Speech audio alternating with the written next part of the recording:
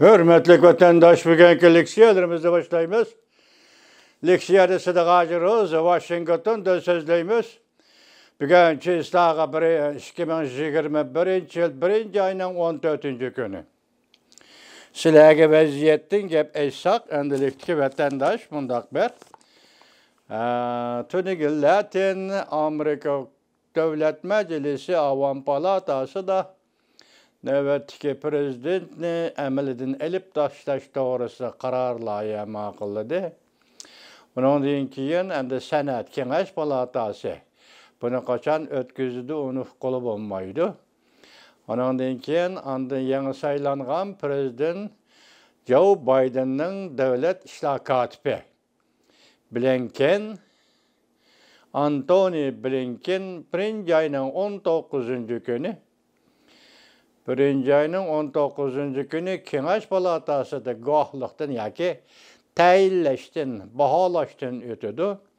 Bu bir vəziyyət azı saylam oldu ki, anadın ki, yana bir xəbərdə Federal Tekşürüş İdarəsinin xəbəri qilishçə, Amerikada 50 ştatda 1. ayının 16. günüdən 1. ayının 20. günü geçə Donald Trump'ın kolluğuçuları koçulada kural götürüp namayiş kılıdı dep görüstüldü.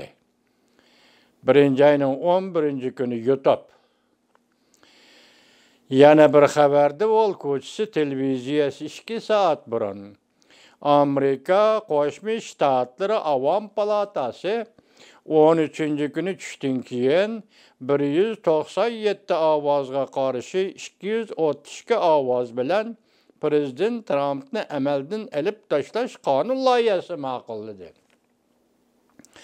Volkoç televiziyası 1. ayının 13. günü YouTube. Yani bir xəbər, belki tez xəbər, Amerika Jungo Nefet şirketini qara tizimlikə kirgizidir. Mavzula xəbər 1. ayının 14. günü Venvit orbitida e'lon qilindi. Xəbər mundaq başlandı. Amerika Savdo Ministerligi haftanın 4. günü bugün, yani Jungo Nefet şirketini iqtisadi qara tizimlikə kirgizdi. Ve mundaq dedi bu şirket Jungo hükümetiga yordamlashib Janubi dengizda qo'shni davlatlarga popuzni ishlatdi.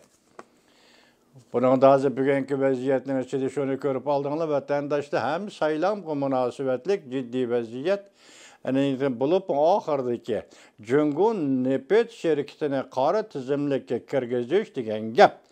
Mana avvalgi hükümet Donald Trump'ның hükümeti hazır en ahırı qadamda bunu qara tizimlikka kirgizdi degan gap bu Janubi dengizdagi qo'shni davlatlarga nefet ximiya ishlari bo'yicha tahdid ve popuza selipli qanmasdan o'ylab ko'ring, bu Jungo Nefet şirketi degan mustamlika Uyg'uristonning nefet gaz boyligini butunlay kontrol qilgan shirkat.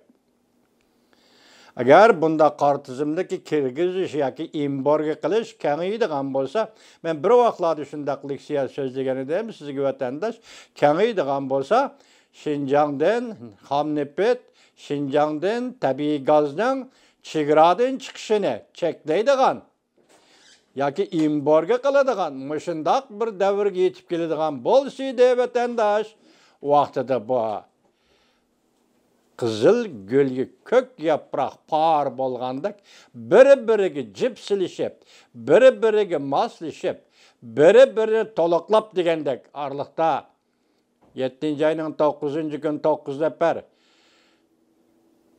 Jungo gubernatorlarga embargo yurgizdi-ku. Xuddi shuning o'xshashlab o'tgan yili buni kaynidan kelsa ashundaq g'oli kelgan bo'ladi. Belki Amerika hükümeti onu qilishi mumkin vatandaşım.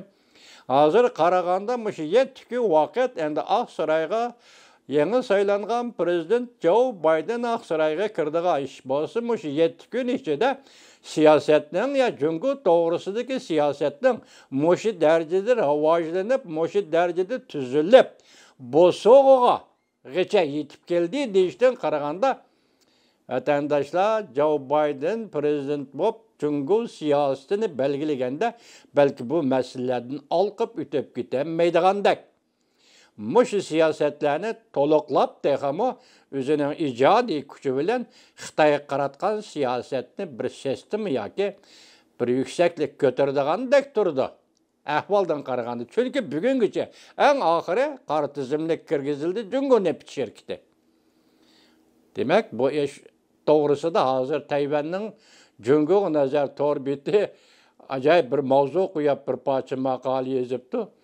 3 barel yoki Xitoy tilidagi tong 3 tong barel neftni Nyu-York shahrida bozordan qo'g'lab chiqaradigan bo'ldi. Buning Jungo iqtisodiga elib keladigan ta'siri nima? Naytdi yirik bir mavzu qo'yibdi vatandoshim.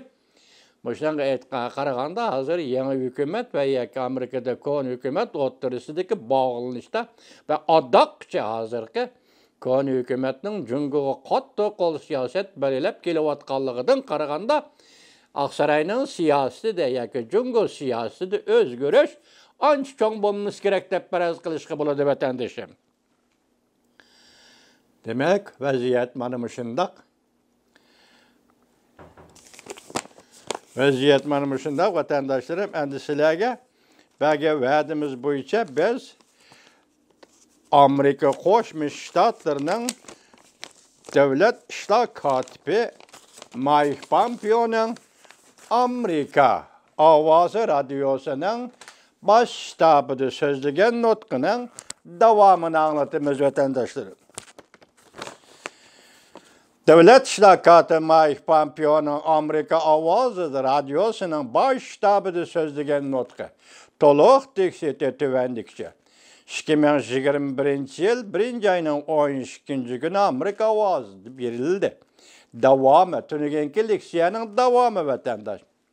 Sizlar erkinlik jangchilari barrikadalarning orqasiga o'tib yoki orqasida turib ularning hikoyasi so'zlab berdinglar. Sizlar Amerika ovozining parlaq an'anasini ching tutib, davomli Amerika avvali afzallik sadosiga aylandinglar. Men yana bu yerda o'ltirib, mening nutqimni anglayotgan boshqa radio organlarining a'zolariga hurmatimni bildiraman. Dunyoda birdan-bir Uyg'ur tilida so'zlaydigan axborot mulozimatini Erkin Osiyo radiosi ta'minladi. Her bir radyo anlaşta xalaydigan kişiler əməliyyatı bazı kişiler radyo anlaşta xalamaydı. Anlaydigan kişiler sizler Jungo Kompartiyasının Şinjan'da öz xalqiga zo'ravonlik ishlatgan hareketlerinden asli qiyofatini so'zlab berdinglar. Bu zo'ravonlik Moshe asr, yani 21. asrning qora deg'idir.